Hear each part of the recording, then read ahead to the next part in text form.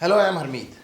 आज इस वीडियो के अंदर मैं आपको बताऊंगा किस तरीके से आप अपने शूज़ के सोल का वेयर आउट होने के तरीके से असेस कर सकते हैं कि आपका वॉकिंग पैटर्न नॉर्मल है या उसके अंदर कोई अबनॉर्मलिटीज़ हैं। हो सकता है आपकी बॉडी के अंदर मसल इम्बैलेंसेस का रीज़न आपका वॉकिंग स्टाइल हो।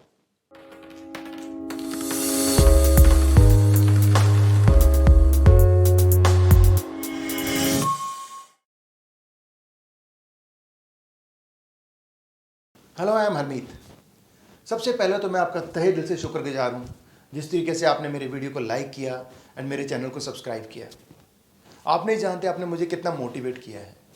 मैंने तो फर्स्ट वीडियो बैलेंस के ऊपर सिर्फ लॉकडाउन के अंदर अपने आप को पॉजिटिव रखने के लिए अपलोड किया था, बट जिस तरीके से आपका रिस्पांस मिला और आपने अप्रिशिएट किया है, मुझे अच्छा लगा एंड आई प्रॉमिस कि अब मैं आपसे बड़ी यूज़फुल इन्फॉर्मेशन शेयर करता रहूँगा। हम रूटीन के अंदर अपनी बॉडी को माइक्रोज इंजरीज देते रहते हैं। जब ये माइक्रो इंजरीज हम रेपिटेटिव बार बार देते रहते हैं, कुछ टाइम के बाद ये क्रॉनिक पेन में कन्वर्ट हो जाती हैं। उसकी वजह होती है हमारी बॉडी के अंदर मसल इम्बैलेंसेस। ये मसल इम्बैलेंसेस है क्या एंड ये मसल इम्बैलेंसेस होते क्यों हैं? हमारी बॉडी के अंदर हमारे सारे जॉइंट्स जो हैं वो सराउंडेड बाय मसल्स हैं। जब भी हमको मूवमेंट करते हैं वो मसल्स की वजह से कर पाते हैं। उसके अंदर कुछ मूवमेंट्स के लिए प्राइमरी मसल्स होती हैं एंड कुछ मसल्स होती हैं जो अपोजिट मसल होती हैं एंड कुछ मसल्स होती हैं जो मोशन को कंप्लीट करने में हेल्प करती हैं, उनको सिनर्जिस्टिक मसल्स बोलते हैं। तो ये जो भी मूवमेंट होती है वो मल्टीपल मसल्स की वजह से होती है। अब इसके अंदर हम मसल इम्बैलेंसेस कब आते हैं? जब हम एक पर्टिकुलर मूवमेंट को बार बार करते रहते हैं, जिस मसल को हम बार बार यूज़ कर रहे हैं वो मसल टाइट एंड शॉर्ट हो जाती है एंड जो उसकी अपोजिट मसल होती है वो वीक एंड लेंथन हो जाती है। जब वो वीक एंड लेंथन हो जाती है तो वो कंट्रोल छोड़ देती है। तो टाइट मसल जो है वो कंट्रोल करना स्टार्ट कर देती है। जब टाइट मसल कंट्रोल करना स्टार्ट कर देती है वो अपनी तरफ जॉइंट को पुल करना स्टार्ट कर देती है, क्योंकि ओवर यूज़ की वजह से और वो टाइट एंड शॉर्ट होती जा रही है। जब वो ओवर टाइट एंड शॉर्ट होती जाएगी वो जॉइंट को अपनी तरफ पुल करती जाएगी। ये ज़रूरी नहीं है कि जब आप कोई एक्टिविटी कर रहे हैं तभी ये आपके जॉइंट के ऊपर प्रेशर पड़ रहा है। जब आप रेस्ट भी कर रहे हैं तब भी टाइट मसल जॉइंट को अपनी तरफ पुल कर रही है। इस टेंशन के साथ जब ये टेंशन रेगुलर आपके जॉइंट पे पड़ती रहती है, उससे आपकी जॉइंट की अलाइनमेंट ख़राब हो जाती है, जो कि पेन का रीज़न बन जाता है एंड यही मसल इम्बैलेंसेस होते हैं। इस तरीके से हमारे सारे जॉइंट्स के अंदर जो भी मसल को हम बार बार यूज़ कर रहे हैं वो टाइट हो रही है एंड उसके अपोजिट मसल जिसको हम ट्रेन नहीं कर रहे हैं वो वीक एंड लेंथन हो रही है। वो वीक ही होती जाएगी जब तक उसको हम ट्रेन नहीं करेंगे एंड ये टाइट रेगुलर टाइट होती जाएगी, तो ये आपके जॉइंट की अलाइनमेंट ख़राब कर देगी। ये जो मसल इम्बैलेंसेस है इसके मल्टीपल रीज़न हो सकते हैं। आपका लाइफस्टाइल क्या है, आप किस तरीके से सोते हैं, किस तरीके से बैठते हैं, कौन सी आप गेम खेलते हैं, या आपका प्रोफेशन कैसा है, आपकी जॉब जो है वो कितनी डिमांडिंग है, उसकी नेचर के हिसाब से हमारी बॉडी के अंदर मसल इम्बैलेंसेस हो सकते हैं। हमारे लाइफस्टाइल के सारे फैक्टर्स के अंदर सबसे इंपॉर्टेंट फैक्टर है कि हम चलते कैसे हैं, हमारा वॉकिंग स्टाइल क्या है। कहीं हमारे वॉकिंग स्टाइल के अंदर अबनॉर्मलिटीज़ तो नहीं है? अगर हमारे वॉकिंग स्टाइल के अंदर अबनॉर्मलिटीज़ होंगी तो वो हमारे पूरे स्केलेटन की अलाइनमेंट खराब कर देगा। उसका रीज़न ये है कि जब भी हम चलते हैं, मूव करते हैं, हमारे लोअर पार्ट सबसे पहले इम्पैक्ट लेता है एंड जितना भी फ्लोर से इम्पैक्ट आता है वो इक्वली सारी की सारी मसल्स के अंदर डिस्ट्रीब्यूट होता है एंड वो मिलकर उसको अब्जॉर्ब करती हैं। बट अगर ये जो इम्पैक्ट आ रहा है वो बैलेंस में नहीं आएगा, किसी एक मसल के ऊपर ज़्यादा आएगा, तो मसल इम्बैलेंसेस हो जाएंगे एंड जब लोअर पार्ट में मसल इम्बैलेंसेस होने स्टार्ट होते हैं तो वो पूरे स्केलेटन की अलाइनमेंट खराब कर देते हैं। अब मैं आपको बताता हूँ किस तरीके से आप असेस कर सकते हैं कि आपका जो वॉकिंग स्टाइल है वो नॉर्मल है या अबनॉर्मल है। उसके लिए आपने कोई भी अपना शूज़ लेना है जो 5 या 6 मंथ ओल्ड हो। नया शूज़ नहीं होना चाहिए, एटलीस्ट 5-6 मंथ ओल्ड हो। ऐसा भी ना हो कि आप 2 साल पुराना शूज़ ले लें जिसको आप अभी यूज़ नहीं कर रहे। हमारा जो नॉर्मल वॉकिंग साइकिल है वो है कैसा? उसके अंदर होता क्या है कि हम हील से फ्लोर पे टच करते हैं, मिड फुट पे आते हैं, ये एरिया हमारा स्प्रेड होता है एंड फिर हम टो से पुश करते हुए नेक्स्ट स्टेप लेते हैं। तो बड़ा सिंपल है, heel strike then mid foot spread होता है एंड टो से पुश करके आगे निकल जाते हैं। नंबर 1, अब देख रहे हैं हाईलाइट एरिया। आपका शूज़ इस हाईलाइट एरिया से वेयर आउट होना चाहिए तो आप नॉर्मल वॉकिंग साइकिल के अंदर फॉल करते हैं, प्रोवाइडेड दोनों पाँव के अंदर सिमिलर तरीके से वेयर आउट होना जरूरी है। हो सकता है फ्रंट के अंदर थोड़ा बहुत डिफरेंस हो पर ज़्यादा डिफरेंस नहीं होना चाहिए। नंबर 2, अगर आपका शूज़ फ्रंट एरिया से ज़्यादा वेयर आउट हो रहा है इट मीन्स आपकी लैंडिंग टोज़ पे है।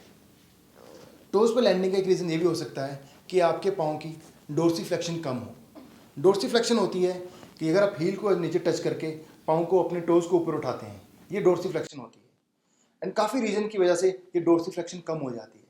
जब ये डोर्सिफ्लेक्शन कम हो जाती है तो हम जब भी चलते हैं हम नी से पुश करते हैं या हिप से पुश करते हैं तो अब नॉर्मल वॉक हो जाती है।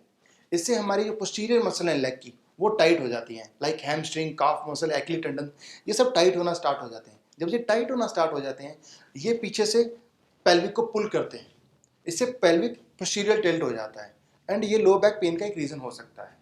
इसका रीज़न ये भी हो सकता है कि आप हाई हील पहनते हैं या जब भी आप ऑफिस में बैठते हैं या चेयर पर बैठते हैं तो आप हमेशा हील को लिफ्ट करके बैठते हैं, तो ये आपकी लो बैक की प्रॉब्लम का रीज़न हो सकता है। Number third, over pronation. Over pronation के अंदर हमारे पाँव इनसाइड टिल्ट हो जाते हैं, मीडियल साइड पे टिल्ट हो जाते हैं। इसके टिल्ट होने से हमारा ऑलमोस्ट, अगर आप देख रहे हैं तो हमारा शूज़ इन साइड से घिसना स्टार्ट होता है। जो हाईलाइटेड एरिया आप देख रहे हैं उस साइड से आपका ये वियर आउट होना स्टार्ट होता है। हो सकता है सिर्फ आपके टो के एरिया से हो रहा हो अभी या हील के एरिया से हो रहा हो, बट लेकिन ये अलार्मिंग सिचुएशन है, ये बढ़ सकता है। इसके अंदर आपका फिर बिल्कुल फ्लैट हो जाता है। ये ओवर प्रोनेशन से हमारे स्केलेटन के अंदर क्या क्या डिफरेंसेस आते हैं। जब हमारी पाँव अंदर की तरफ टिल्ट हो जाते हैं तो हमारी जो टिबिया बोन है जो एंकल और नी के बीच में है वो भी इंटरनल रोटेट कर जाती है। जब वो इंटरनल रोटेट करती है देन उसके ऊपर जो बोन है जो नी एंड हिप जॉइंट के बीच में है वो फ्यूमर बोन, वो भी इंटरनल रोटेट कर जाती है। जब वो इंटरनल रोटेट करती है तो ऊपर जो हिप जॉइंट है जो कि बॉल एंड सॉकेट जैसा जॉइंट है, जब वो अंदर की तरफ रोटेट करती है फ्यूमर बोन, तो ये उसको अकोमोडेट करने के लिए हिप जॉइंट ये भी फ्रंट पे ऐसे रोटेट कर जाता है। जब ये रोटेट करता है तो हमारा पेल्विक फ्रंट साइड पे टिल्ट हो जाता है, जिसको एंटीरियर पेल्विक टिल्ट बोलते हैं। एंटीरियर पेल्विक टिल्ट होने से आपकी जो पीछे की बैक की जो आर्क है वो भी बढ़ जाती है, जिसको हम लॉर्डेसिस बोलते हैं। तो ये over pronation toe to head आपके स्केलेटन के अंदर बहुत डिफरेंस डालती है। Number 4, supination. सुपिनेशन के अंदर हमारे पाँव लेटरल साइड पे टिल्ट हो जाते हैं, मतलब आउटसाइड की तरफ टिल्ट हो जाते हैं। अब आप देख सकते हैं कि हाईलाइट के अंदर आपका शूज़ इस साइड से वियर आउट होना स्टार्ट होएगा। हो सकता है हील के एरिया से ज़्यादा वियर आउट होए, बट ये फ्रंट से भी होएगा। तो ये आपके लिए भी अलार्मिंग सिचुएशन है कि ये इंक्रीज हो सकता है। अब ये सुपिनेशन के साथ हमारे स्केलेटन पे क्या इफेक्ट पड़ते हैं। जब हमारे पाँव आउटवर्ड की तरफ रोटेट होते हैं तो हमारी जो टिबिया बोन है वो भी आउटसाइड रोटेट हो जाती है एंड सेम उसी तरीके से फ्यूमर बोन वो भी आउटसाइड रोटेट हो जाती है। अब जब ये आउटसाइड रोटेट फ्यूमर बोन होती है तो सेम हिप जॉइंट इसको अकोमोडेट करने के लिए वो भी रोटेट कर जाता है। इस केस के अंदर वो रोटेट करता है तो वो पेल्विक पोस्टीरियर टिल्ट हो जाता है, मतलब पेल्विक पीछे की तरफ टिल्ट हो जाता है। जब पीछे की तरफ टिल्ट हो जाता है तो हमारी फ्लैट बैक हो जाती है। तो इस तरीके से सुपिनेशन भी हमारे को टो टू हेड तक अफेक्ट करती है। नंबर 5, अगर आपके दोनों शूज़ के वियर आउट होने के अंदर ज़मीन आसमान का डिफरेंस है, वो बिल्कुल लग पैटर्न के अंदर वियर आउट हो रहा है, तो इसके मल्टीपल रीज़न हो सकते हैं। आपकी हिस्ट्री हो सकती है, बाय बर्थ कोई डिफेक्ट हो सकता है, एक्सीडेंट या कोई ऑपरेशन हो सकता है। बट अगर ऐसी कोई चीज़ें नहीं हैं, ये रिसेंटली आपने देखा ये डिफरेंस आ रहा है, तो हो सकता है कि आपके लेग लेंथ डिस्क्रिपेंसी आ रही हो, जिसके अंदर हमारी एक साइड की लेग जो है वो साइज स्मॉल होना स्टार्ट हो जाता है। तो इसके लिए आपको ऑर्थोपेडिक स्पेशलिस्ट या गेट स्पेशलिस्ट से कंसल्ट करना चाहिए, ये बहुत इंपॉर्टेंट है। मैंने आज आपसे 5 वेयर आउट पैटर्न डिस्कस किए जो कि बहुत कॉमन है। आई प्रे कि आप सारे के सारे नंबर 1 में फॉल करते हो, बट अगर आप किसी और नंबर में फॉल करते हैं so there is a good news, आप इसको रिवर्स कर सकते हैं। बट इसको रिवर्स करने के लिए आपको मेंटली एंड फिजिकली एफर्ट डालने पड़ेंगे। सबसे पहले तो आप शूज़ को चेंज कीजिए। जिन शूज़ की शेप डिफॉर्म हो चुकी है उनको चेंज करें। अगर आप उनको चेंज नहीं करेंगे तो वो सेम तरीके से वही पैटर्न और डेवलप होता जाएगा और मसल इम्बैलेंसेस इंक्रीज होती जाएंगी। अगर आपको इसके लिए फर्दर और इन्फॉर्मेशन चाहिए, एक्सरसाइज चाहिए, तो आप प्लीज़ कमेंट में मेंशन कीजिएगा, मैं आपको प्रोवाइड कर दूंगा। आई होप ये इन्फॉर्मेशन आपके लिए यूजफुल है। थैंक्स फॉर वॉचिंग, फिर मिलते हैं।